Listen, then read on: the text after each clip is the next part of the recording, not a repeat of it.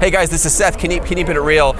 What would you say is the biggest threat to Amazon sellers today, specifically those who are living in Europe and America? Most people would say it's Chinese. I disagree, and you're about to find out why.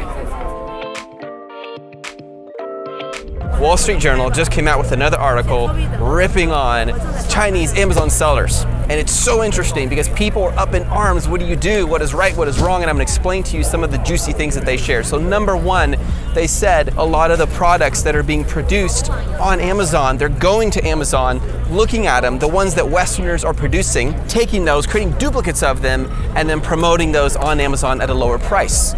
Jonathan Omont, who I've actually spoken to over the phone a couple times, hey Jonathan, good to see you, has actually brought this forth in the Wall Street Journal because he is concerned, what are we going to do when you have the Westerners, the West and the East, both selling on Amazon, and what does that create?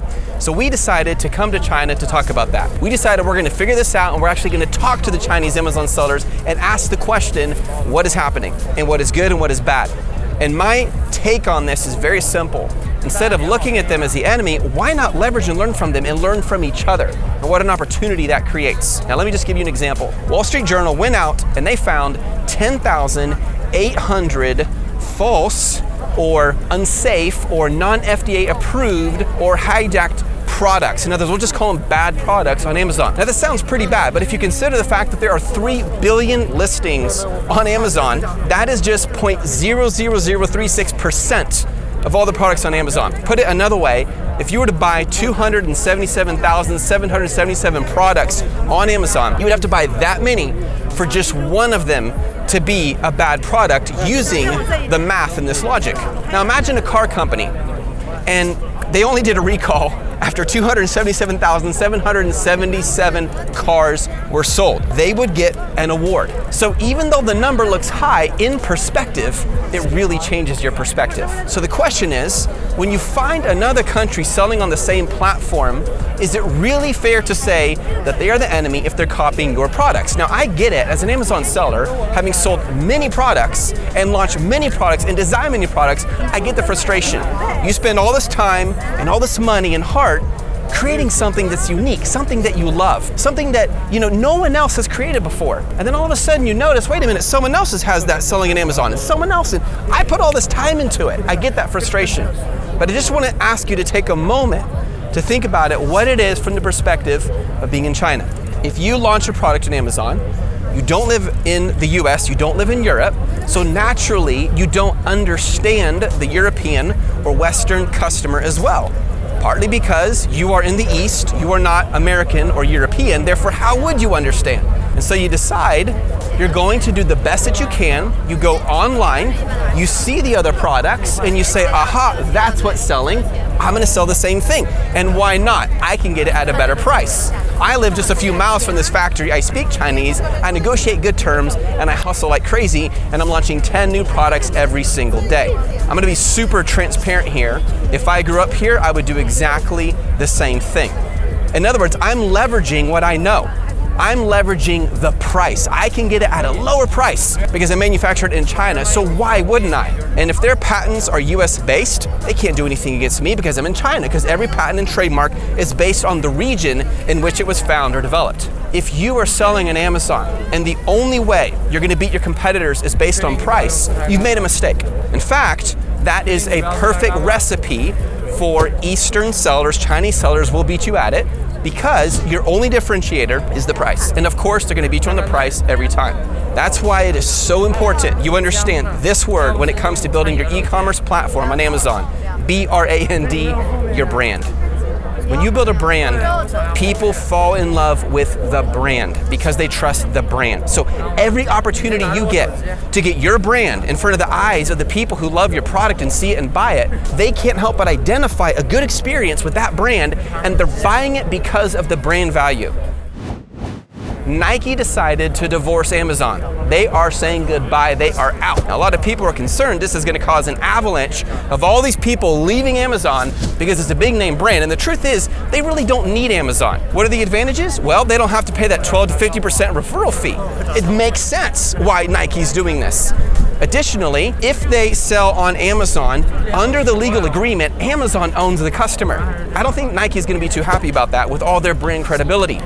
Additionally, not only do they have better profits, but it allows Nike to control the brand experience with the customer. So from day one, when they buy in their store, they have all the information, they can send them an email, invite them into a Facebook group, begin to send blogs to them, and create a relationship that customer loves. You can't do that as easily if you're on Amazon. So there are definite advantages in selling on a non-Amazon platform with your brand. I see that. But if you're a new seller, you're missing out huge if you don't start on Amazon. Now I'm gonna give you 3 reasons why. Number one, even though you'll save the 12 to 15% not paying the referral fee if you're on your own Shopify e-commerce website, you will spend far more money just getting people to show up at your website. The ads that you have to run, the blogger or content creator that you have to pay to create that content. In fact, according to Neil Patel, who is one of the best marketers on the planet, he says you need to be blogging consistently several times a week for 6 months before you can expect a lot of credibility and trust and traffic going to your website. I promise you, the amount of money you pay in that 6 months is far more than if you launched on Amazon and get your product selling quickly, even when paying for PPC ads. So you will actually save money by launching on Amazon. If you're a big established brand, you don't need Amazon, I agree, but most of you guys watching this, you're launching, you're starting, you're beginning. And as a result of that, you're going to save money in the long run. Second reason you have an advantage on Amazon, imagine one day you decide you want to buy something. So you Google it and a website comes up. You've never seen the website before. Would you just immediately buy it? Probably not. You'd probably look at reviews, you browse around a little bit, you'd really want to get a feeling that this is legit and you can trust it. It's different on Amazon. When people go to Amazon, they immediately trust it. Why? Because it's already established itself. Since the early 2000s, late 90s, Amazon has been establishing their credibility. In fact, it's so cool that if you Google certain products, they will show up as an Amazon listing at the top page of search results on Google. That credibility means people are more likely to buy. But if you have a website, you have to build the credibility. So you are leveraging the credibility that Amazon has already created for you. Third reason, exposure. When you launch a product on Amazon, millions of eyeballs can see it. Millions, literally. When people go to Amazon, they're not going to browse, oh, this is kind of fun, products to look at. No, they're going to buy. They have their money ready in their hand to buy. And so when you are on Amazon, you're leveraging that credibility and the exposure to get that sale. And when you get the sale, all of a sudden you have immediate cash flow to your company as compared to not. Although I respect Nike's departure, I can see why they're doing it. Let that be a sign of 2 things. Number one, you can still launch on Amazon, absolutely, and go fast. But number 2, the day may come where you are powerful and strong enough to say goodbye to Amazon as well, if that's what you want to do. For those of you guys who are concerned about the surplus of products being produced every single day from Chinese Amazon sellers, let me tell you, I've spent a lot of time this week here in China talking to people who understand the Chinese Amazon seller. And I can tell you one thing for sure, they are hustling and leveraging what they have. So instead of complaining about it, why don't you do something about it and learn from it? Maybe if you can, even come to China and find a factory and build that relationship and get a lower price. Or at the least, you understand your customer better than they do.